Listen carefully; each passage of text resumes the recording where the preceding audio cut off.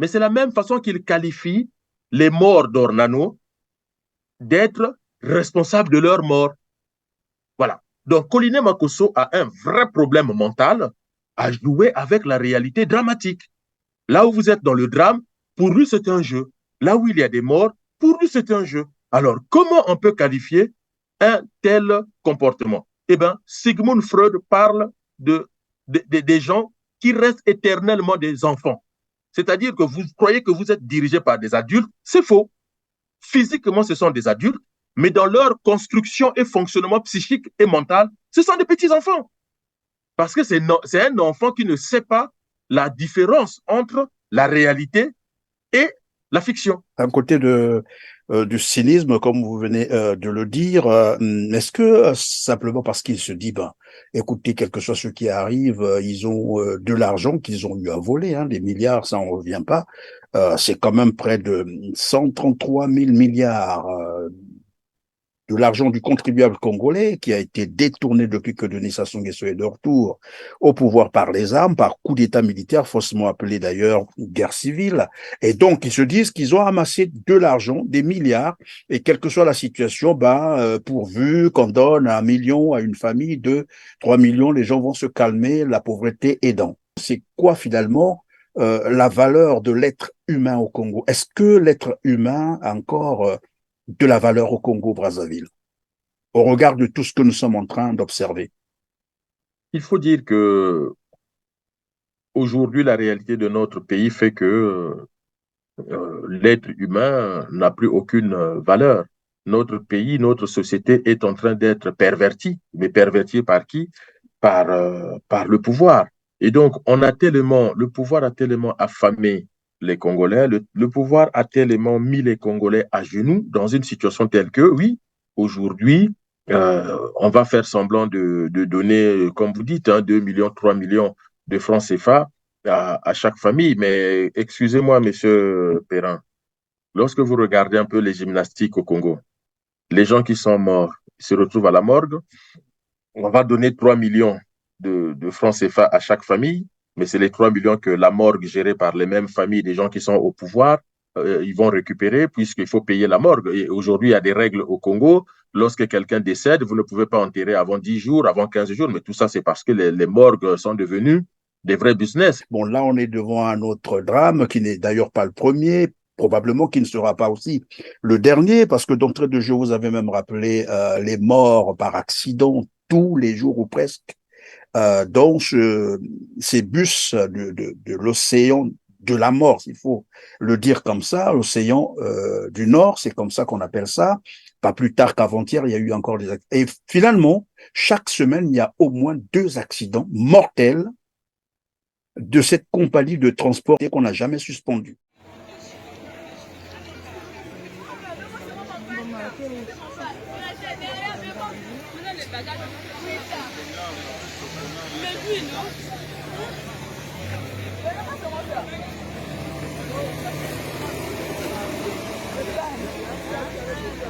Tu s'est évanoui? Non,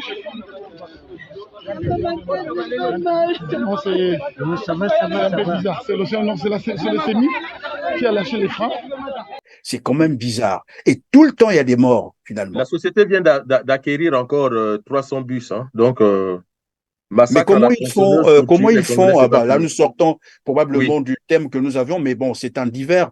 Comment font-ils qu'après tous ces accidents, qui devraient leur coûter beaucoup d'argent en indemnisation, mais continuent quand même à acheter Mais parce que c'est l'argent du trésor congolais.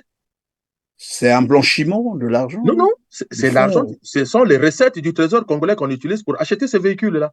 Trouvez le propriétaire du véhicule et vous verrez d'où vient l'argent. Aucune société dans le monde, aucune école de commerce ne peut régler ce problème-là. Donnez ce sujet à n'importe quelle haute école de commerce, HEC, vous verrez. Ils vous diront qu'il n'y a que l'argent public pour justifier ça. Un investisseur, au bout de 4, 5 accidents, l'entreprise tombe.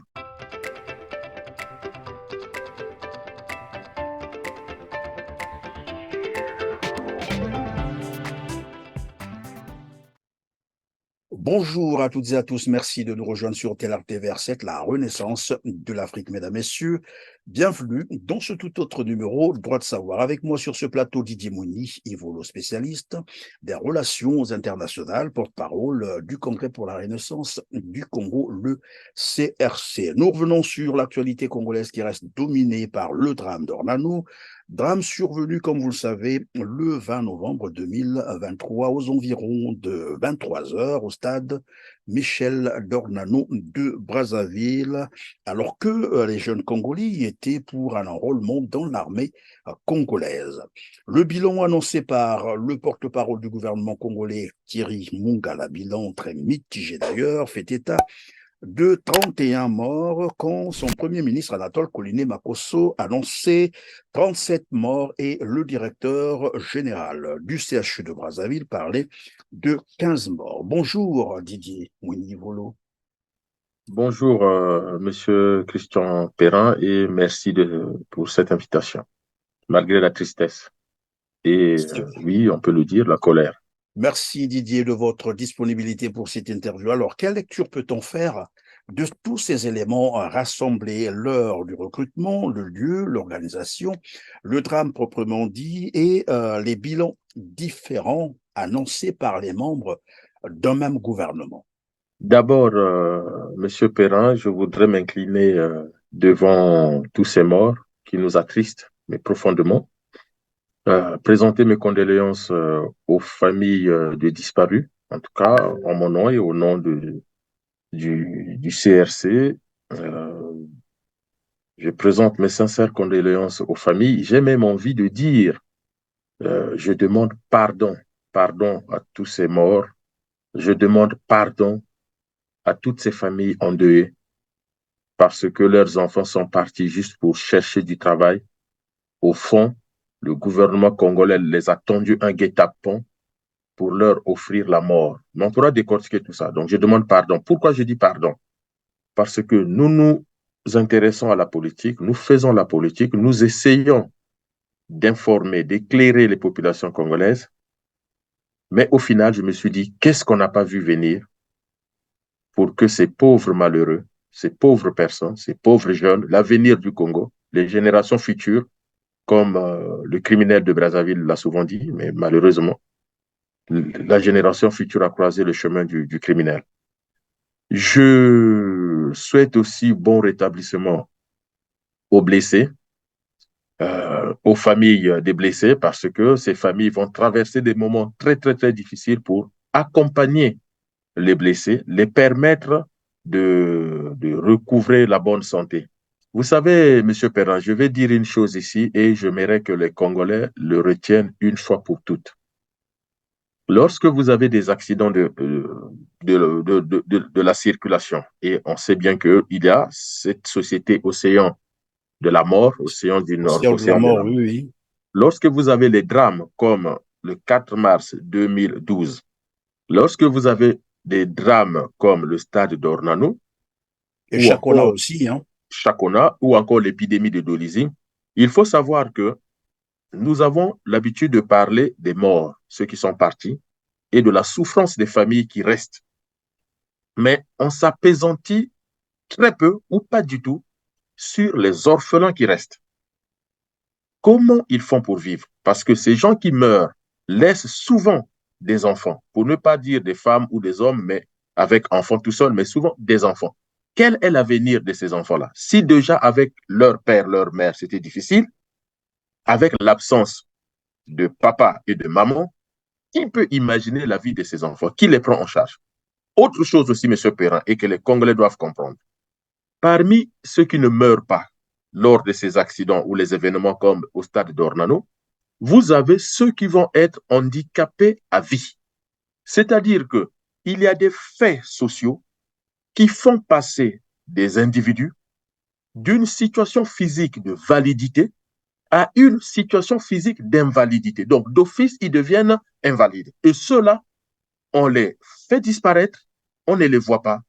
Et moi, je demande aux Congolais de faire attention, de penser aussi à ceux qui deviennent des personnes en situation de handicap. Le handicap par accident de la vie. Et d'ailleurs, dans des pays développés, vous avez des assurances qu'on appelle assurance accident de la vie.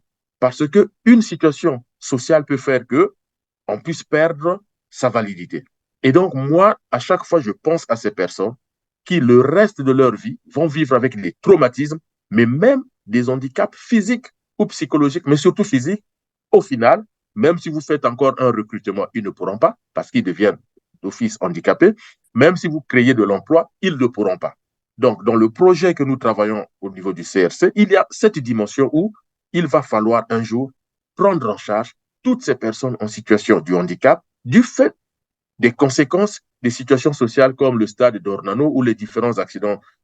Donc voilà aujourd'hui à chaud ce que je peux dire du sentiment qui m'habite aujourd'hui. C'est un sentiment assez étrange où je m'interroge beaucoup sur mon pays, sur le rôle du pouvoir politique, le rôle de l'opposition, le rôle de la société civile. Je pense que chaque jour, on vit de ces réalités qui devraient normalement pousser à la révolte. Alors donc, lorsqu'on regarde, tout à l'heure je disais, prenons le cas de l'heure du recrutement, on parle de 23 heures, alors que au Congo-Brazzaville, les heures de travail, c'est de 7 heures à 14 heures, concernant bien entendu les établissements publics, hein, l'administration. Nous avons toute une ville qui est invitée finalement à un seul endroit, à un tout petit endroit, et ensuite, l'endroit était mal éclairé. On imagine un peu tout Brazzaville se retrouver à cet endroit. Pour ceux qui connaissent Brazzaville et là où se situe le petit stade d'Ornano, ils peuvent se faire une bonne idée. Alors, lorsque vous rassemblez ces éléments, qu'est-ce que ça vous inspire? Lorsque j'ai regardé, d'ailleurs, lorsque les premières images commencent à circuler sur les réseaux sociaux, déjà, je ne comprends pas. Hein, je ne comprends pas. J'essaie d'interroger ceux qui mettent les images sur les forums. Et à un moment donné, on explique que c'est un drame qui est en train de se jouer au stade d'Ornano. Alors, moi, j'ai pensé à un match de foot, à un événement culturel. On me dit non, non, non, c'est parce que c'était le recrutement. Je dis d'accord, mais le recrutement, mais si c'est un recrutement, bon, assez naïvement, je me suis dit donc, les faits ont eu lieu dans la journée, mais pourquoi on a laissé traîner les corps, pourquoi on a laissé traîner les gens jusqu'à la nuit tombée, puisque les images montrent bien que on est en pleine nuit. On me dit non, non, non, le pouvoir a demandé aux populations de Brazzaville, ceux qui veulent entrer dans l'armée, de venir au stade d'Ornano pour se faire enrôler. Alors, pour répondre à votre question, mais le premier sentiment qui m'assaillit, je me dis, mais où est-ce que nous sommes allés chercher de tels irresponsables? Non, mais soyons sérieux. Mais d'où vient ce comportement irresponsable du président de la République, du Premier ministre, du ministre de la Défense et du chef d'état-major? Voilà les premiers responsables de ce drame. Alors là, on me pose la question, mais pourquoi tu penses que c'est eux? J'ai dit, mais dans la situation de la dictature au Congo, où Sassou interdit toute forme de manifestation publique, où Sassou Nguesso ne veut pas voir des groupes de gens se constituer, comment on peut laisser 500 000, 600 000, 1 million de personnes au stade d'Ornano? Plus de 3000 personnes. Donc, on parle en termes de la fourchette, c'est entre 3000 et 7000. C'est que le président de la République l'a validé, c'est le chef suprême des armées, c'est que le Premier ministre, le ministre de la Défense et le chef d'état-major ont validé. Pour moi, la première des choses, ce sont des irresponsables. C'est toute l'irresponsabilité. Deuxième sujet, ce sont des incompétents notoires. C'est-à-dire que vous prenez le président de la République, le Premier ministre, le ministre de la Défense, le chef d'état-major général, ils viennent de démontrer aux Congolais qu'ils souffrent d'une incompétence maladive. Très vite. Pourquoi je le dis? Mais j'ai dit aux gens, mais regardez la population de Brazzaville. La population de Brazzaville, en 2015, on est à plus de 1 600 000. Aujourd'hui, on doit être peut-être autour de 2 500 000 habitants à Brazzaville. Surtout qu'on ne les compte pas bien, c'est cette population-là.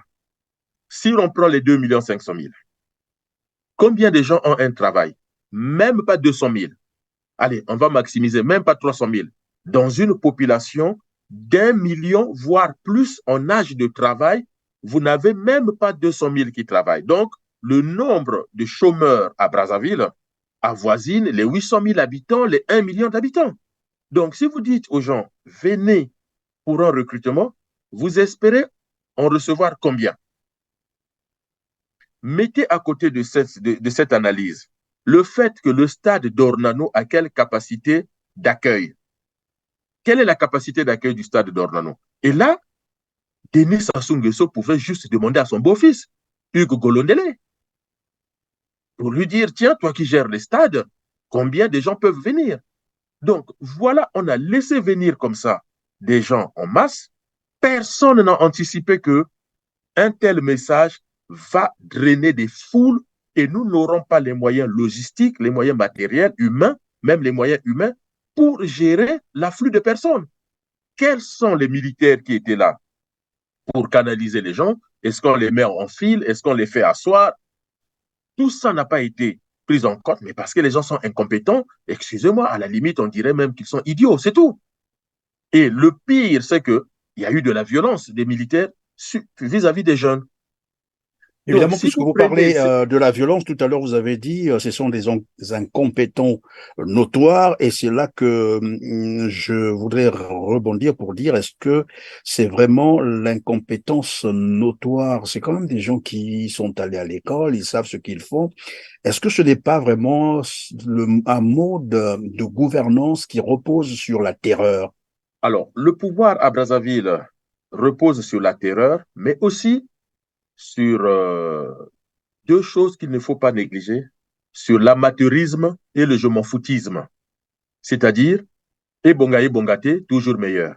Voilà, ça c'est un principe que Denis Sassou Nguesso a ramené déjà en 1979 quand il a pris le pouvoir. Hein. Ça c'est le vocabulaire de l'époque. Et Bongate, toujours meilleur. Là où Mariam Gwabi, par exemple, et Yombi Opango avaient quand même une certaine rigueur au travail. Yombi Opango, quand il arrive au pouvoir, nous sommes des gamins à l'école primaire, mais on voyait nos parents trembler pour courir, pour aller au travail. Hein, la Tout devise à de fait. Yombi, c'était Il y en a qui partaient finir d'attacher leur, je ne sais pas, leurs boutons dans leur bureau. bouton dans le bureau même. Voilà. Voilà, donc Ça, tout le Souyomi, monde par s'en exemple, souvient. Souyomi au Pango, c'était 7 heures au travail et non pas 7 heures de travail. Parce que les gens pouvaient arriver à n'importe quelle heure en disant, tant que j'ai fait mes 7 heures, non, Yomi dit 7 heures, vous êtes au boulot. Et cette époque-là, Yomi au Pango, président de la République, circulait dans les ministères, dans les entreprises pour vérifier si à 7 heures du matin, ceux qui devaient être là sont bien là. Et c'était le mot d'ordre qu'il donnait à tous ces ministres. Et peut-être Sassou l'a écarté parce que Yombi a eu cette rigueur de travail. Et Sassou, ce n'est pas un bosseur.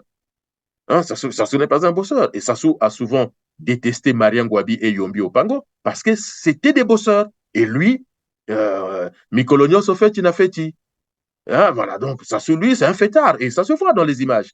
Donc, il y a un côté amateurisme, mais un côté aussi je m'en foutisme, c'est-à-dire on s'en fiche que les choses marchent ou pas. On a eu une idée aujourd'hui, on le fait. La preuve, alors que on n'a pas fini de ramasser les corps de nos enfants, de nos filles, de nos fils, de nos neveux qui sont morts, Denis Sassou Nguesso, dans un manque de respect vis-à-vis des dépouilles des jeunes Congolais qui sont décédés, s'envole pour la Guinée équatoriale pour une réunion Équatorial plutôt. totalement nulle pour nous.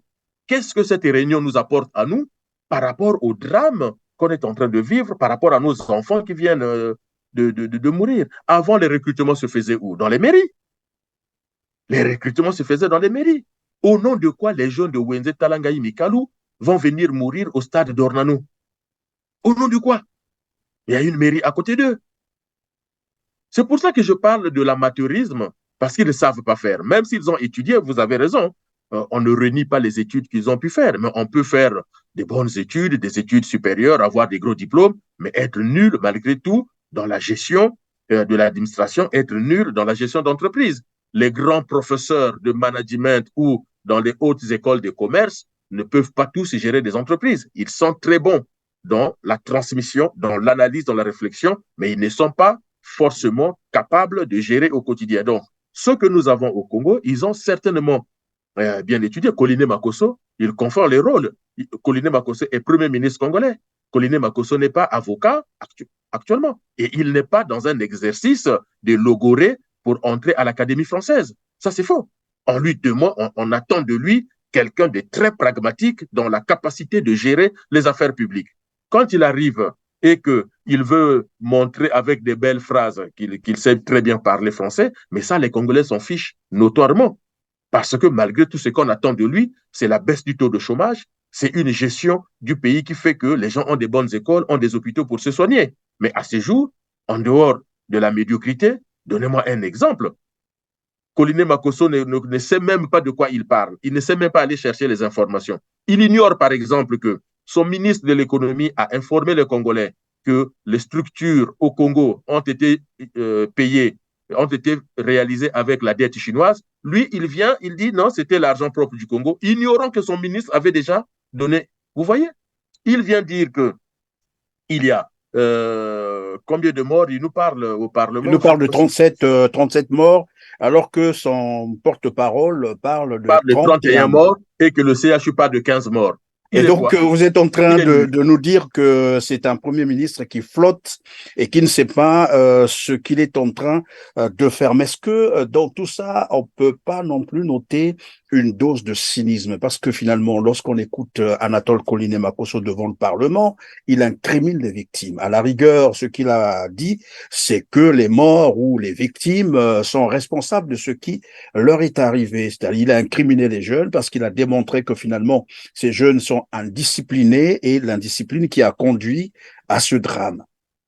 Devant les élus du peuple à l'Assemblée nationale, le Premier ministre Anatole Koliné Makosso a expliqué lors de cette séance des questions d'actualité les causes du drame survenu au stade d'Ornano. Selon lui, toutes les dispositions sécuritaires étaient prises pour une bonne organisation du processus de recrutement aux forces armées congolaises. Hélas, l'insistance des jeunes à déposer les dossiers a causé un malheur. Les opérations d'enregistrement et de recueil ont commencé à 8h30 et ont pris fin à 15h30.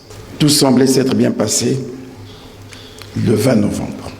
Les candidats non retenus ont été informés et invités à revenir le lendemain pour la poursuite de l'accueil. Ce message n'a pas été entendu par nos jeunes. Le compte rendu de situation relevait la présence de près de 3000 jeunes gens amassés devant le site et que ce chiffre augmentait progressivement. Analysons cette situation. Il avait été décidé de renforcer et de réarticuler le dispositif et d'augmenter par conséquent le nombre de guichets d'enregistrement. Dans l'attente, les éléments de la police militaire de la zone militaire de défense et ceux d'intervention de la gendarmerie nationale et du commandement des forces de police ont mené des actions de persuasion. Les jeunes amassés aux alentours du stade ont insisté sur leur volonté de ne pas quitter les lieux et sont devenus de plus en plus nerveux et discourtois. C'est ainsi qu'aux environs de 23 heures, certains ont forcé le passage au portail principal et d'autres ont escaladé le mur, provoquant ainsi une bousculade violente qui a conduit à des chutes et piétinements de certains d'entre eux. Est-ce que ce n'est pas du cynisme, Carmen? Et pourquoi d'ailleurs faire une telle plaidoirie lorsqu'on sait qu'à côté, il y a des enquêtes qui ont été ouvertes? Une enquête judiciaire, je pense, et une enquête policière. Donc, il dit la responsabilité incombe aux jeunes parce que ce sont des jeunes indisciplinés. Ils n'ont pas respecté je ne sais quoi. Ils ont fait de n'importe quoi. Donc, c'est pour cela qu'ils sont morts. Mais les premiers indisciplinés du Congo, c'est le pouvoir. C'est déjà de l'indiscipline que d'inviter les gens en pleine nuit à 23 heures pour venir au stade d'Ornano, en dehors de tout cadre managérial, en dehors de tout cadre RH, hein, en termes de ressources humaines, en dehors de tout cadre en parlant du code du travail. Ce n'est pas à 23 heures que l'administration fonctionne. Vous l'avez rappelé, l'administration au Congo, c'est de 7 heures à 14 heures. Mais quand le pouvoir de Koliné Makosso fait venir ces jeunes-là à 23 heures pour rester toute la nuit et attendre le lendemain matin le début de recrutement, qui est censé assurer l'ordre? Qui est censé assurer la discipline? Je renvoie M. Koliné Makosso à des petites notions de psychosociologie sur ce qu'on appelle les dynamiques de groupe. Qu'est-ce qu'un groupe? Mais on vous dira que le groupe ne réfléchit pas. Un individu applaudit, tout le groupe applaudit. Regardez les stades, regardez les spectacles. Donc, Koliné Makosso ne peut pas dire qu'on fait venir 3 000, 4 000, 10 000, 100 000 personnes au stade d'Ornano et que ces individus vont s'autoréguler. Mais dans ce cas, l'État congolais n'existe pas. Donc, on va mettre 30 élèves dans une classe, on va mettre les livres pédagogiques, les livres de cours et tout, et l'enseignant peut partir, puisque les élèves sont censés s'autoréguler. Mais dans ce cas, mettez les députés à l'Assemblée, ne mettez pas le président de l'Assemblée, ne mettez pas le président du Sénat. Et on va supprimer la présidence de la République. Pourquoi on a besoin d'un président? On peut s'autoréguler. Voilà une idiotie caractérisée de notre gouvernement. Le Premier ministre qui dit les jeunes étaient là, ils étaient Ils n'ont indisciplinés. pas respecté, ils n'ont pas voulu rester dans les rangs, ils ont précipité, ils ont commencé à faire le mur. Mais c'est tout normal, vous les avez appelés là-bas, sans réguler ces jeunes. Ben, naturellement, chacun fait ce qu'il veut. Comme vous avez dit tout à l'heure, la foule a un comportement donné. Monsieur Perrin, en psychosociologie, on définit les différentes catégories des groupes. Je donne à M. Koliné Makosso une lecture simple de deux spécialistes en français qu'on appelle Didier Anzieux et René Caès. Il peut aller lire, ils ont un livre, Le groupe et l'inconscient. Donc, lorsqu'on dit une horde, ce n'est pas une foule. Et lorsqu'on dit une foule, ce n'est pas une bande. Donc, selon le degré d'organisation et de comportement, on peut être dans une foule, dans une bande, dans une horde. Donc, ça dépend. Donc, lui, quand il fait venir ces gens, mais il fait venir une foule de gens qui n'ont rien à voir les uns avec les autres. Quand on dit la horde, l'objectif d'une horde, c'est un but à atteindre. Mais cette foule-là que vous faites venir, ils n'ont rien de commun. Moi, je suis à côté de quelqu'un que je ne connais pas. Moi, mon objectif, c'est d'être devant, bien placé demain, pour que je sois parmi les premiers à être recruté. Donc, les bousculades, il faut s'y attendre. Donc, ce qui est quand même grave, c'est de dire que ce sont eux qui sont responsables et non pas le pouvoir, d'accord? Mais si on a un pouvoir irresponsable, pourquoi vous voulez qu'on respecte ce pouvoir-là? Il faut le déposer. Le responsable, c'est Denis Sassou Nguesso, par ricochet, Koliné Makosso, le ministre de la Défense, le chef d'état-major. Ça, c'est le minimum syndical. En réalité, dans un pays sérieux, tous doivent démissionner. On ne peut pas avoir ces morts au stade d'Ornano et Denis Sassou Nguesso est toujours président du Congo, Koliné Makosso est toujours Premier ministre. Et dans un cynisme indescriptible, Denis Sassou Nguesso prend un avion et se rend à l'étranger et Koliné Makosso vient insulter la mémoire des morts en disant ce sont eux qui sont responsables. Alors, si on peut rester d'abord sur, évidemment, le déplacement de Denis Sassou Nguesso à l'extérieur alors que sa population est endeuillée et il y a un drame qui vient de se produire, c'est quand même des dizaines de jeunes qui sont morts. Non, il prend son avion tranquillement, il se déplace sans mot dire, pas une seule déclaration. Il se retrouve donc en Guinée équatoriale. Quelle interprétation politique peut-on donner à un tel caractère? Déjà, il faut dire que le gouvernement décrète 3 jours de deuil et dans les 3 jours de deuil, le président voyage. Trouvez-moi un exemple dans le monde et au même moment, il y a un sommet des pays de l'Afrique de l'Est au Kenya et Tshisekedi refuse. Cette semaine-là, Tshisekedi refuse de partir compte tenu des menaces ou encore d'une situation assez risquée en RDC autour de la campagne présidentielle. Il y avait une telle tension politique que Tshisekedi a préféré ne pas partir. Or, Denis Sassou Nguesso est en plein deuil national, il part. Donc, il n'a même pas pleuré les morts, parce que quand on est en deuil, on pleure les morts, donc il n'a même pas pleuré. Oui, en donc, Afrique, on pleure les morts et les morts sont... ça fait partie de nos cultures. Voilà quelqu'un qui met... Voilà quelqu'un, donc Denis Sassou Nguesso, Koliné Makosso, voilà un pouvoir qui met en avant la mbokalisation, qui met en avant les traditions. Thierry Mungala aime trop parler. C'est pour ça que je vous ai dit, n'écoutez jamais leurs paroles. Et qui vous parle des traditions, mais là où il faut maintenant assumer les us et coutumes de nos traditions, il fuit. Donc, ce que ça me donne comme message, c'est que les Congolais ne peuvent pas attendre d'autres démonstrations de Denis Sassou Nguesso et de son pouvoir. On voit bien même ceux qui disent Antoinette Sassou Nguesso, Mama Yabana. Mais vous croyez qu'une mère d'enfant peut se comporter comme ça? Antoinette n'a même pas dit à son mari, mais chérie, ne pars pas. Si tu pars, c'est quand même dramatique. Les Les enfants Congolais sont meurent, morts. eux, ils s'en vont se vadrouiller quelque part, oui. Antoinette, une mère, semble-t-il qu'elle est sensible. Elle est sensible à quoi? Donnez-moi un exemple. Chacona, elle a été sensible le 4 mars 2012. Antoinette vous a montré sa sensibilité maternelle. Dolisie, c'était des petits-enfants qui mouraient à Dolisie, il n'y a pas longtemps. Elle vous a montré ça? Et là encore, au stade d'Ornano, les enfants d'Antoinette sont où? Les enfants de Denis Sassou Nguesso sont où? Les Christelle, les Claudia sont où? Et les enfants des autres meurent. Et vous vous comportez comme ça? Le cynisme. Non, même un cynique, là, on est, oui, dans le cynisme démon, hein, qui va jusqu'au paroxysme démon.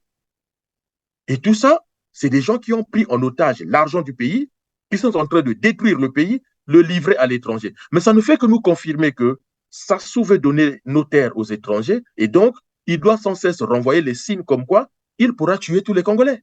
Un côté du cynisme, comme vous venez de le dire, est-ce que simplement parce qu'il se dit, ben, écoutez, quel que soit ce qui arrive, ils ont de l'argent qu'ils ont eu à voler, hein, des milliards, ça on revient pas, c'est quand même près de 133 000 milliards de l'argent du contribuable congolais qui a été détourné depuis que Denis Sassou Nguesso est de retour au pouvoir par les armes, par coup d'État militaire, faussement appelé d'ailleurs guerre civile. Et donc, ils se disent qu'ils ont amassé de l'argent, des milliards, et quelle que soit la situation, pourvu qu'on donne 1 million à une famille de 3 millions, les gens vont se calmer, la pauvreté aidant. C'est quoi finalement la valeur de l'être humain au Congo? Est-ce que l'être humain a encore de la valeur au Congo-Brazzaville, au regard de tout ce que nous sommes en train d'observer? Il faut dire que aujourd'hui, la réalité de notre pays fait que l'être humain n'a plus aucune valeur. Notre pays, notre société est en train d'être pervertie. Mais pervertie par qui? Par le pouvoir. Et donc, le pouvoir a tellement affamé les Congolais, le pouvoir a tellement mis les Congolais à genoux dans une situation telle que, oui, aujourd'hui, on va faire semblant de donner, comme vous dites, hein, 2 millions, 3 millions de francs CFA à chaque famille. Mais excusez-moi, monsieur Perrin, lorsque vous regardez un peu les gymnastiques au Congo, les gens qui sont morts se retrouvent à la morgue, on va donner 3 millions de francs CFA à chaque famille, mais c'est les 3 millions que la morgue gérée par les mêmes familles des gens qui sont au pouvoir, ils vont récupérer puisqu'il faut payer la morgue. Et aujourd'hui, il y a des règles au Congo. Lorsque quelqu'un décède, vous ne pouvez pas enterrer avant 10 jours, avant 15 jours, mais tout ça, c'est parce que les morgues sont devenues des vrais business. Et d'où d'ailleurs les conflits entre les mairies et les hôpitaux qui ont des morgues, parce que généralement la morgue est gérée par la mairie, mais comme la morgue se trouve à l'hôpital récupère la gestion parce qu'il y a l'argent. Donc, tout ça, c'est à cause de l'argent. Et puisque l'État congolais ne veut pas enterrer les morts et payer les, je ne sais pas si on doit appeler ça indemnité ou je ne sais pas, indemniser les parents, c'est pour cela que Koliné Makosso se décharge. Parce que si Koliné Makosso dit c'est le pouvoir, c'est le gouvernement, c'est l'État qui organise le recrutement en dehors de tout cadre légal, en dehors de tout cadre nécessaire pour ce genre d'événement qui est responsable. Donc, le gouvernement doit non seulement s'assurer des obsèques dignes de toutes ces personnes, mais le gouvernement doit aussi en retour indemniser correctement les familles de victimes. Or, en disant que ce sont les jeunes qui sont responsables, donc le gouvernement se met en position d'irresponsabilité, hein, dégage sa responsabilité, et donc, à la limite, je vous donne une aide pour enterrer les vôtres, mais moi, je ne suis pas responsable, donc je ne paierai pas plus. Mais vous avez dit une chose aussi importante en disant, il incrimine les jeunes alors qu'il y a une enquête judiciaire et une enquête policière. Mais moi, je voudrais qu'on aille même plus loin. Il faut une enquête parlementaire pour voir quelles sont les lois autour des recrutements des militaires, des policiers, des gendarmes. Ce que dit la loi là-dessus. Et seule l'enquête parlementaire mixte, Assemblée nationale, Sénat, peut nous permettre de comprendre quelles sont les lois en vigueur dans la gestion des forces de l'ordre, le recrutement, la formation, la carrière, la retraite et comment on y entre, comment on y sort. Et cela permettra aussi de faire évoluer et les lois en la matière et les pratiques en la matière. Donc, une enquête judiciaire et policière ne suffisent pas. Il faut une enquête administrative pour déterminer les responsabilités aussi en interne. Est-ce qu'il y a des gens qui doivent passer colonel, général, parce qu'ils ont fauté, ils ont mal fait le travail, ils ne peuvent plus prétendre à des évolutions de carrière, ou est-ce qu'il y a des sanctions disciplinaires, je ne dis pas judiciaires, mais disciplinaires qu'il faut prendre. Donc, il faut qu'on aille beaucoup plus loin. Et là, par exemple, ça peut être le rôle des partis politiques d'opposition de demander ces enquêtes administratives et ces enquêtes parlementaires pour arriver au moins à la sanction disciplinaire. Ça, on n'a pas besoin de juges pour ça. Mais ça, c'est le rôle. Or, il y a un silence catastrophique, assourdissant de la part des partis de l'opposition et des responsables politiques de l'opposition. En dehors peut-être de Clément Mirassa, on n'entend personne. Quel est ce pays? Quelle est, semble-t-il, cette démocratie où l'opposition ne s'oppose jamais au pouvoir, ne serait-ce qu'en termes d'analyse, de critique, de proposition? Voilà, alors tout à l'heure, vous étiez en train de parler du Parlement congolais, c'est-à-dire quitte à diligenter une enquête parlementaire, mais que peut-on attendre d'un Parlement à la solde du régime? D'aucuns parleraient d'une caisse de résonance. Qu'est-ce qu'on peut attendre de ce Parlement? On a vu comment tout le monde était là en train de regarder pendant que Anatole Koliné-Makosso était en train de débiter, voilà, je veux dire, c'est des mensonges. Le moins que l'on peut dire, personne n'a réagi ou n'a retorqué. Tout le monde était là, comme s'ils étaient inoptisés tous. Alors, déjà, au sujet de Koliné-Makosso, une chose à savoir, Koliné-Makosso a toujours minimisé tout ce qui se passe au Congo. C'est pour ça que je vais vous dire une chose, ce que moi je constate chez ce monsieur, c'est une forme de légèreté dans le traitement des affaires parfois sensibles, parfois très importantes pour le Congo. Et regardez même sa posture, comment il s'assoit, c'est très léger, ses gestuels, comment on appelle son verbiage, tout ça, c'est pour Koliné-Makosso, le pouvoir n'a jamais bombardé au poule. Pour Koliné-Makosso, au poule, il n'y a jamais eu de morts. Quand on lui parle en fait, pardon Didier, restons d'abord à ce niveau-là. C'est une façon pour lui de dire que ça n'existe pas. Donc, il n'y a pas eu crime contre l'humanité, il n'y a jamais eu un génocide. Et si le terme génocide encore, on peut discuter autour, mais il y a eu des expéditions militaires punitives. Et d'ailleurs, à ce sujet, je vais proposer à nos téléspectateurs un extrait de ce qui s'est passé dans le Poul. Ce sont les témoignages des victimes et on revient sur ce plateau pour continuer notre entretien. Suivez. Le pouvoir est au nord, vous le savez. Nous sommes ici pour protéger notre pouvoir. Nous.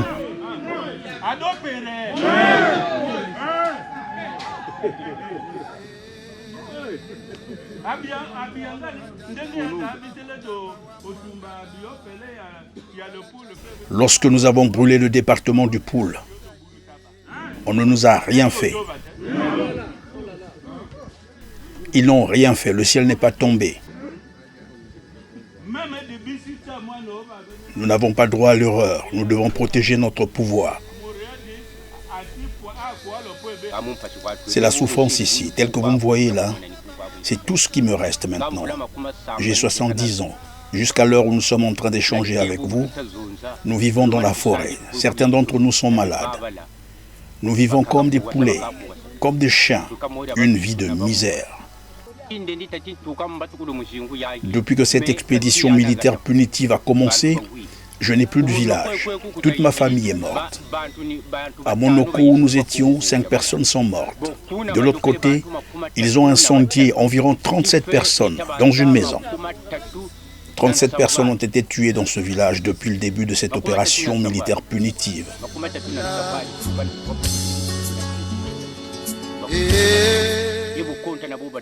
Sans compter ceux qui sont morts de maladie. Le village était grand, il y avait beaucoup de gens. Je n'ai plus personne dans ma famille. Je ne sais quoi faire.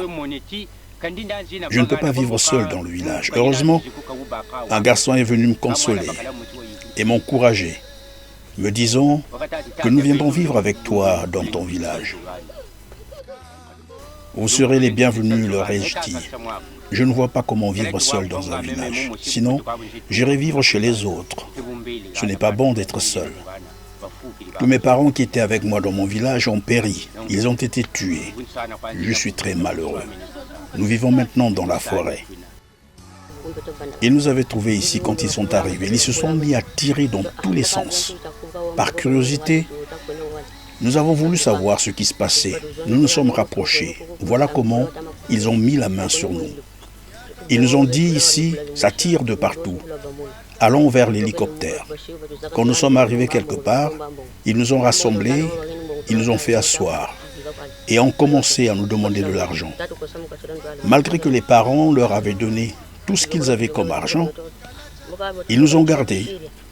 Un parmi nous leur a posé la question de savoir qu'avons-nous fait. Ils l'ont abattu sur place. Ils ont incendié la maison. Des gens sont morts dans la maison, calcinés. Nous avons pris la fuite. Comment avez-vous fait pour fuir? Nous avons défoncé la porte et nous avions fui. Vos bourreaux étaient déjà partis ou ils étaient encore là? Non, ils étaient encore là. Ils étaient 10 cobras, balafrés.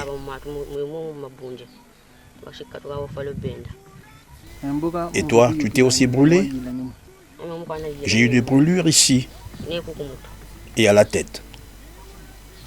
Montre voir. Montre la jambe.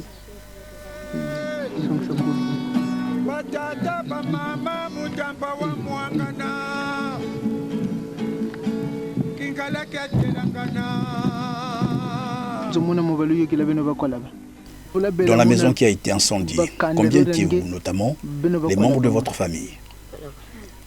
Maman, la tante Oumba, la tante Ndinga, Dieu veille, Tandou, oui. J'ai pris Tandou en compte. Nous étions 9 de ma famille. 9, une voix off. Et le bébé,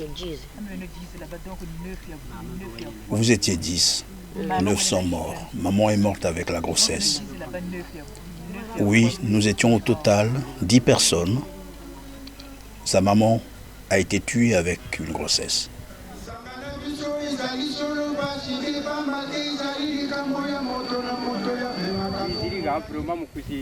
Chers parents, si vous nous entendez, nous sommes venus ici pour prendre des images, pour témoigner sur les crimes qui ont été commis sur vous.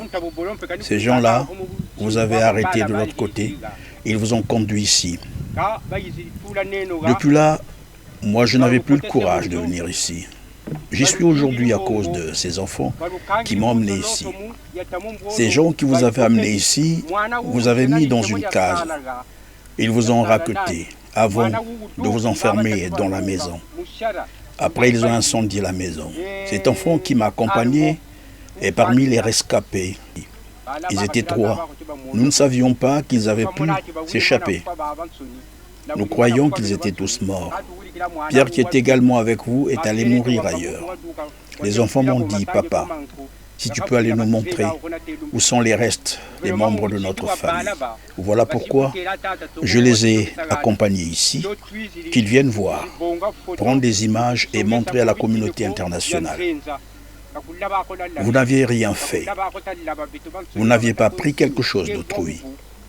Ils nous pourchassent partout, jusqu'à maintenant. Ils continuent à nous pourchasser.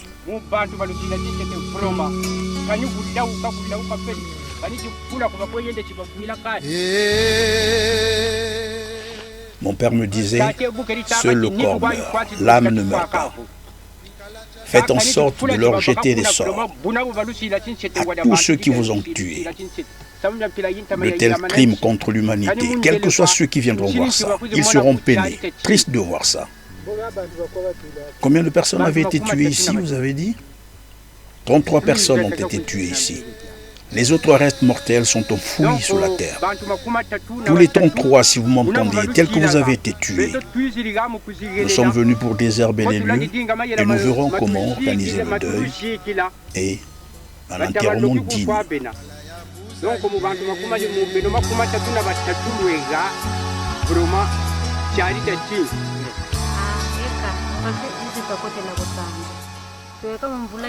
Nous vivons actuellement dans la forêt. Nous souffrons une grande souffrance que vous ne pouvez imaginer. Nous passons des nuits à côté de l'eau, à côté des reptiles. Pourquoi tout ça? Qu'avons-nous fait?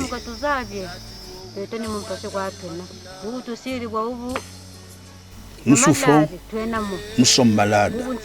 Tel que vous me voyez avec ce bâton, c'est à cause des douleurs aux reins et aux pieds. Je ne peux pas marcher longtemps, mais il continue à nous poursuivre. Quand allons-nous retrouver le repos? Tout ce que nous avions avait été bombardé par un hélicoptère de combat. Tout a brûlé. Je suis toute nue, je ne sais pas comment faire. Je suis vraiment triste. Je suis très malheureux. Je ne sais pas comment ma vie va finir.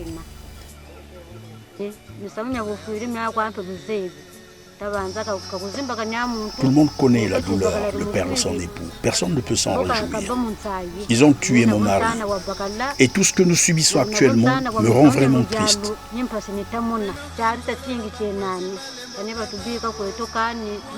Qu'ils nous laissent la paix. Ils ont tout détruit, tout ce que nous avions. Ils ont tout bombardé avec leurs hélicoptères. Qui a brûlé vos biens? C'est l'hélicoptère. L'hélicoptère a bombardé et tout a brûlé. C'est depuis le 30 mars que nous avions fui nos villages pour la forêt. Nous voici en 2023. Nous avons passé beaucoup d'années dans la forêt, mais les souffrances ne finissent pas. Les hélicoptères de combat venaient bombarder ici tout le temps, nuit et jour. Ils ont détruit toutes les maisons, de Mpangala à Vinza. Ils ont brûlé vif beaucoup de gens dans les maisons. Ils ont brûlé 32 personnes dans une maison au nord de Mpangala. Jusqu'ici, nous sommes dans la forêt avec les enfants. Qui a brûlé les gens dans la maison? C'était des Cobras, les miliciens de Sassou Nguesso, qui étaient stationnés au village Kinsini, qu'on avait transféré au village Mpangala. C'est eux qui ont brûlé vif les gens dans une maison. 2 de mes sœurs en sont mortes avec leurs enfants. J'étais très triste, vraiment triste. Jusqu'à présent, nous sommes dans la forêt. Quand l'hélicoptère vient bombarder, il brûle toutes les maisons. On ne sait pas comment faire. Donc vraiment,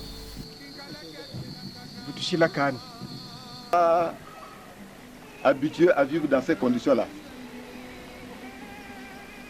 Mais puisque les circonstances l'imposent, ils sont contraints de vivre à côté de nous. Vous les voyez. Alors qu'ils sont habitués à une... Il nous manque des médicaments, il nous manque à vivre, puisque tout ce qu'on avait été incendié. On n'a pas des habits. Nous dormons dans des souffrances. Vous pouvez voir là, dans la maison, là, vous allez voir, vous allez filmer les endroits que les gens dorment. Nous dormons à terre. Les insectes de tout ce genre viennent nous piquer. Le paludisme tue. Partout là, c'est des cimetières. Pourtant, on a un gouvernement, vraiment, il ne songe jamais à nous. Mais la fois passée, quand il y avait les votes, tous les gens de Vinza aussi ont voté pour Sassou. Mais aujourd'hui, c'est lui le premier génocidaire.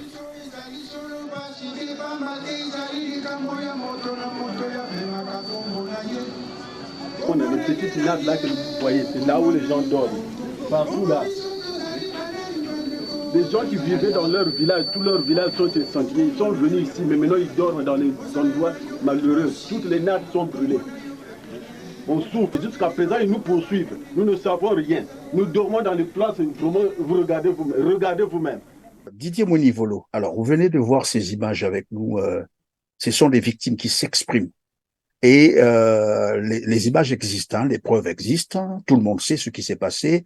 Et là encore, c'est juste un extrait parce que nous sommes en train, évidemment, de préparer, de vouloir produire tout un documentaire. Et là, c'est juste un petit extrait qu'on vient de proposer à nos téléspectateurs. Mais dans cet extrait, les éléments factuels y sont. On voit bien comment les gens sont devenus, ce qu'ils vivent. On voit bien les ossements, on voit tout. Et malgré ça, Koliné Makosso écrit un livre, comme vous l'avez dit tout à l'heure. Quelle réaction cela vous inspire? Vous savez, quand on parle de légèreté, c'est très grave pour un Premier ministre, pour un homme d'État. Donc, Colline Makosso, je vous disais, remarquez, à chaque fois, sa légèreté est caractérisée par le fait qu'il dit ce qui lui vient à la tête, il dit ce qui lui vient aux lèvres. Ça quitte je ne sais même pas si ça quitte le cerveau pour les lèvres. Et Colline Makosso, en écrivant ça, il oublie que quelque temps avant, devant tout le monde, Jean-Dominique Okemba a dit, mais nous avons écrasé le poule, on a bombardé le poule, le ciel n'est pas tombé.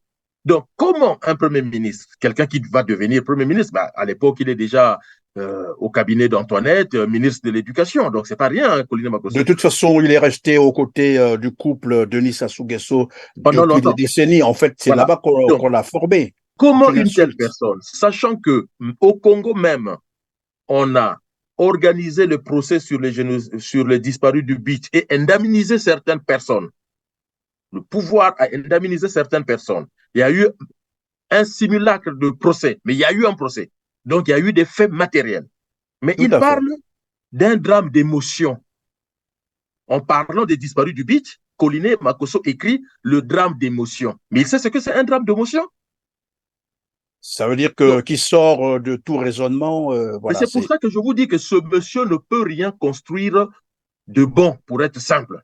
Vous ne pourriez jamais voir Colline Makosso réaliser une œuvre qui restera dans les annales de l'histoire du Congo parce qu'il est trop léger. Il a une forme de légèreté qui dérange tout le monde. Il prend les choses à la légère.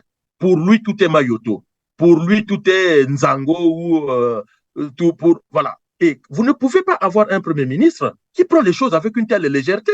Et vous ne pouvez pas avoir un président qui est d'un cynisme maladif. Le Congo est gouverné par une bande de brigands. Les gens meurent, ça ne les intéresse pas. Et ils s'en fichent, mais royalement. Ils s'en moquent. La preuve, ils ne montrent même aucune émotion. Regardez Thierry Mungala qui parle de 31 morts. Regardez son faciès.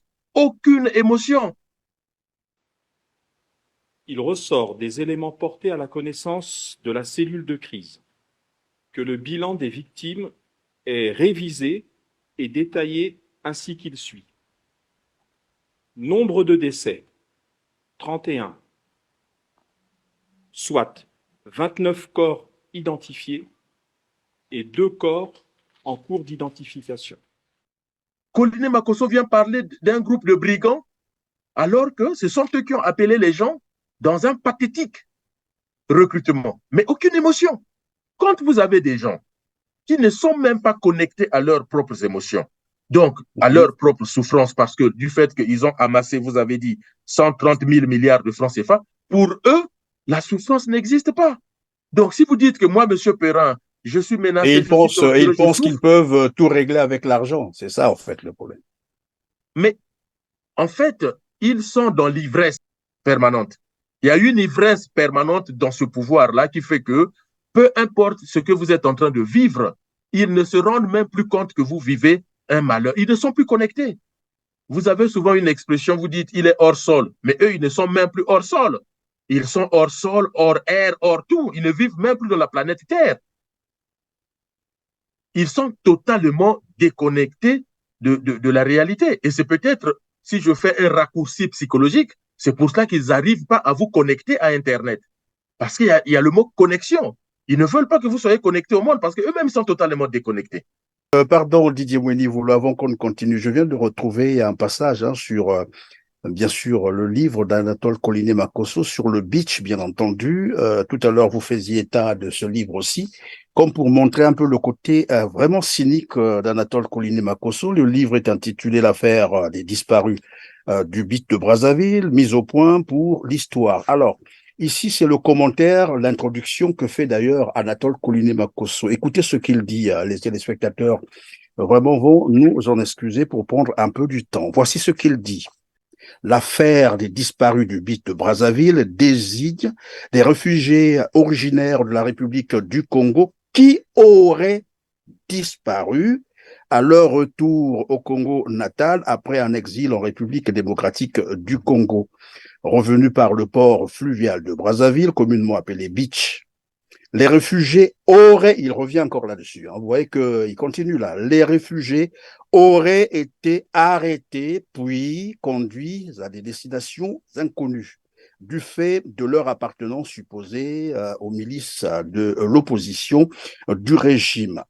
Alors, plus loin, on peut aussi lire ce qui suit. Disons, c'était un accord tripartite entre la République du Congo, la RDC et puis le HCR qui organise donc le couloir humanitaire. Le nombre exact des disparus du beach continue à faire l'objet des comptabilités macabres contradictoires, au point de s'interroger sur la nature réelle, je souligne cela, des disparitions dénoncées par le HCR le 18 juin 1999, puis relayées par les médias, les organisations de défense des droits de l'homme. Et cela fait aussi un fonds de commerce, écoutez bien, c'est devenu un fonds de commerce pour les oppositions congolaises. En fait, bon, pour ceux qui voudront lire ce livre et comprendre un peu le contenu, il suffit, je crois que vous pouvez l'acheter en ligne pour comprendre les choses. L'affaire des disparus du beach de Brazzaville, mise au point pour l'histoire. Alors, attention, vous n'allez pas comprendre le fonctionnement, vous n'allez pas comprendre le livre, c'est inutile, mais vous allez plutôt comprendre le fonctionnement psychique de Koliné Makosso. Si vous avez un accord entre la RDC, le HCR et le Congo, c'est que les faits existent, c'est que l'objet de l'accord existe, c'est-à-dire les individus existent. Si le HCR déplore le fait qu'il convoite des gens depuis Kinshasa jusqu'à Brazzaville et ne les voit pas ressortir pour rejoindre leur famille, il faut que le pouvoir de Brazzaville explique entre le moment où ils quittent le bateau en provenance de Kinshasa et ils entrent dans le beach, c'est des zones frontières. Hein, c'est des zones internes, c'est des zones frontières. Comment se fait-il que de l'autre côté, la famille ne réceptionne pas les siens? Vous voyez que Koliné Makosso a une confusion psychique mentale entre la réalité et la fiction. Il ne sait pas où il est. Voilà, il ne sait jamais. Parce qu'il dit aurait. C'est possible. Aurait. Mais sauf que l'accord a-t-il eu lieu ou pas? Alors, dans ce cas, dans sa phrase, si on suit la logique orthographique, il devait continuer par le HCR, le Congo et la RDC auraient signé un accord. Le HCR aurait convoyé des gens. Mais il ne peut pas, lorsqu'il s'agit des crimes, dire aurait sur les crimes le nombre, mais lorsqu'il parle de l'accord entre l'accord tripartite, là, il est affirmatif. Donc, ce monsieur a un problème de phraséologie et il pense qu'en faisant des bonnes phrases, des grosses phrases, il peut épater les gens, mais il est pathétique et il est incompétent. Et ce n'est pas parce qu'il a un diplôme de magistrature qu'il peut se croire excellent. Oui, mais le fait d'abord de qualifier ce drame d'un fonds de commerce pour l'opposition, je crois que là, il y a un problème, non? Il y a un réel problème. On ne peut pas s'adresser aux opposants comme ça. C'est même un manque de respect. Mais c'est la même façon qu'il qualifie les morts d'Ornano d'être responsables de leur mort. Voilà. Donc, Koliné Makosso a un vrai problème mental à jouer avec la réalité dramatique. Là où vous êtes dans le drame, pour lui, c'est un jeu. Là où il y a des morts, pour lui, c'est un jeu. Alors, comment on peut qualifier un tel comportement? Eh bien, Sigmund Freud parle des gens qui restent éternellement des enfants. C'est-à-dire que vous croyez que vous êtes dirigé par des adultes, c'est faux. Physiquement, ce sont des adultes, mais dans leur construction et fonctionnement psychique et mental, ce sont des petits-enfants. Parce que c'est un enfant qui ne sait pas la différence entre la réalité et la fiction. Vous savez, dans le développement psycho-affectif de l'enfant, les psychologues, cliniciens et les psychiatres nous démontrent que jusqu'à un âge donné, l'enfant ne fait pas la différence entre le sujet et l'objet. Donc, ils ne font pas la différence. Donc, ils prennent leur satisfaction personnelle pour une satisfaction collective. Denis Sassou Nguesso pense que parce qu'il est bien, il dort bien, il mange bien, il voyage bien, que tous les Congolais sont comme ça. Et que si un Congolais se plaint, il ne comprend pas. Mais de quoi se plaint-il? Sassou Nguesso est convaincu que tout le Congo est électrifié. Koliné Makosso est persuadé qu'il n'y a plus de problème d'eau et d'électricité au Congo. Tous les ministres congolais en ont persuadé. Mais c'est un mode de fonctionnement qui est comme ça. Donc faites ce que vous voulez, sauf à les chasser du pouvoir. Vous n'allez jamais les convaincre qu'à Makoti Poko, il y a eu une inondation. Ah non, parce qu'il a plu. Mais il pleut toujours. Depuis que le monde, il pleut. Donc s'il y a une inondation à Makoti Poko, Ce n'est pas de leur faute, ce n'est pas de leur responsabilité. Ils n'y sont pour rien. C'est la faute à la pluie, demander à la pluie de ne plus tomber. S'il y a des inondations à devenir, ce n'est pas de leur faute. Mais si les gens sont morts à Ornano, mais on leur a dit de venir. Pourquoi ils n'ont pas été disciplinés? Vous voyez, on les fait venir pour les prendre dans l'armée et ils viennent, ils font de l'indiscipline et on nous reproche qu'ils soient morts. Alors, comment voulez-vous qualifier un tel pouvoir? Mais c'est grave, c'est dangereux. C'est un Alors, c'est dangereux, Didier Welivolo, nous sommes à la fin de notre émission.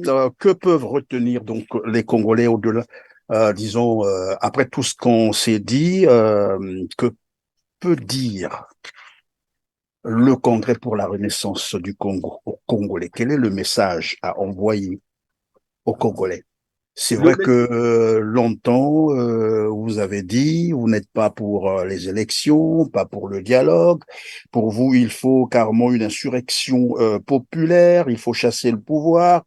Bon, là, on est devant un autre drame qui n'est d'ailleurs pas le premier, probablement qui ne sera pas aussi le dernier, parce que d'entrée de jeu, vous avez même rappelé les morts par accident tous les jours ou presque dans ces bus de l'océan de la mort, il faut le dire comme ça, l'océan du Nord, c'est comme ça qu'on appelle ça.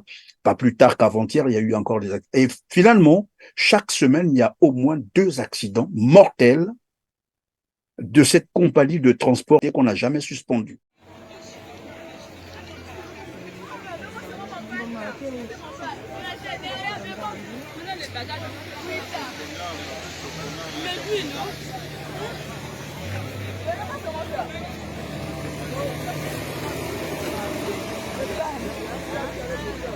Tu s'est évanoui? C'est un peu bizarre. C'est l'océan Nord, c'est le CEMI qui a lâché les freins. C'est quand même bizarre. Et tout le temps, il y a des morts, finalement. La société vient d'acquérir encore 300 bus. Hein. Donc, mais comment ils font là, nous sortons probablement du thème que nous avions, mais bon, c'est un divers. Comment font-ils qu'après tous ces accidents, qui devraient leur coûter beaucoup d'argent en indemnisation, mais continuent quand même à acheter... Mais parce que c'est l'argent du trésor congolais. C'est un blanchiment de l'argent? Non, c'est l'argent. Ce sont les recettes du trésor congolais qu'on utilise pour acheter ces véhicules-là. Trouvez le propriétaire du véhicule et vous verrez d'où vient l'argent. Aucune société dans le monde, aucune école de commerce ne peut régler ce problème-là. Donnez ce sujet à n'importe quelle haute école de commerce, HEC, vous verrez. Ils vous diront qu'il n'y a que l'argent public pour justifier ça. Un investisseur, au bout de 4-5 accidents, l'entreprise tombe. Prenez n'importe quelle entreprise. Alors là, ils sont, depuis les années, il n'y a que des accidents, mais vraiment, même une entreprise américaine, mortelle en plus. UTA a fermé avec un seul décédé qui est tombé au-dessus du Tchad. Oui, mais Didier Mounivolo, qu'est-ce qui fait que les Congolais, malgré qu'ils observent, ils voient ces accidents presque tous les jours, je dis bien presque tous les jours, mais continuent à emprunter ces bus? Parce que les Congolais jouent à la loterie. Vous savez, ça fait quelques années que vous m'interviewez et je vous ai dit de faire une analyse psychologique et psychiatrique de ce qui est en train de se passer au Congo. Voilà. Donc, voilà. Dans un pays normal, les gens devaient arrêter de prendre l'océan du Nord, l'océan du Sud, l'océan de la mort, parce que ce ne sont pas des véhicules sûrs. Dans un pays normal, le ministre des Transports, M. Honoré Saï, aurait déjà retiré la licence de cette suspendu, évidemment. Le ministre de l'Intérieur, le ministre ne serait-ce que vérifier les permis de conduire, ne serait-ce que vérifier l'état des véhicules, le contrôle technique, est-ce que ce sont les freins? Et puis, vous avez beaucoup d'images des routes au Congo, les routes ne marchent pas. Aujourd'hui, ils sont tellement dans une espèce d'ivresse du pouvoir qu'ils ne sont plus connectés à l'émotion, à l'empathie, à l'amour. L'amour, pour eux, ça n'existe plus. Comme ils sont bien, donc vous êtes bien. Jouissez parce que nous nous jouissons. Donc, ils vous demandent d'avoir une jouissance par procuration. Ça vous demande d'être dans le bien-être par procuration. Contentez-vous de voir que le pouvoir est bon, il est bien, et donc vous aussi, ne serait-ce que par psychisme, mécanisme psychique, sentez-vous bien. Donc c'est un peu magique, c'est la pensée magique. Voilà. Alors donc, j'étais en train de dire, Didier Mouedi-Volo, que peut dire le Congrès pour la Renaissance du Congo à ces jeunes Congolais qui vous suivent, aux Congolais qui vous suivent? Le message, c'est quoi en relation, bien sûr, du drame qui venait de se produire au Congo-Brazzaville? Et on va terminer par là. Alors, moi, vite fait, je vais vous dire une chose. Vous avez le président béninois, Patrice Talon, qui, lors de ses interviews, dit: je ne comprends pas le fait qu'on puisse chanter les louanges d'un président. Parce que gouverner, c'est impossible. Peu importe ce que vous faites, il y aura toujours des gens insatisfaits. Le peuple doit avoir plus vocation à demander de comptes qu'à applaudir les hommes politiques, qu'à chanter leurs louanges. Donc aujourd'hui, pour nous, le CRC, on revient là-dessus. Nous, ce que nous attendons du peuple congolais, c'est de prendre conscience et d'aller vers cette révolution du fleuve, le mot révolution du fleuve, parce que le fleuve Congo symbolise la colonne vertébrale qui relie le nord et le sud du Congo. Un peuple doit avoir une capacité à s'indigner. Il y a des faits. Il y a des faits. Vous avez parlé des députés qui étaient là comme un seul homme en train de regarder Koliné Makosso. Je vais vous dire, monsieur Perrin, même dans la famille, même dans une famille, il y a des drames qui arrivent et même dans la famille, on dit stop. Là, on ne peut plus continuer. Lorsque un membre de la famille est en train de déconner, il arrive à un niveau donné où les autres membres de la famille disent là, ça suffit. Et là, je m'adresse aux gens du PCT, les députés du PCT, les ministres du gouvernement, les membres du Sénat, tous ceux qui sont au pouvoir avec Denis Sassou Nguesso, il n'y en a pas un seul qui se dit à un moment donné, nous allons trop loin. Là, c'est trop.